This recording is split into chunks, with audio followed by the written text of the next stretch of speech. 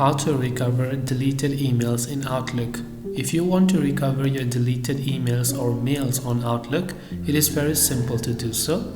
All you have to do is go ahead and then first of all make sure to open up your browser or your Outlook application. It doesn't really matter.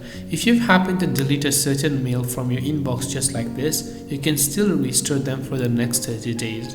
For that, on the left hand side you can see this option that says deleted items in the trash icon. So go to the deleted item list, and here you can see you can simply choose to recover all these items right here. So you must check all of these ones that you can see here, and once then you can simply click on this little restore button or the restore button right here based on what you want to. After you've done that, that email will be restored and it will be moved back to your inbox. So I hope this video helped you. If you have got any further questions, feel free to leave them down below. Thanks for watching and see you soon as always in our next video.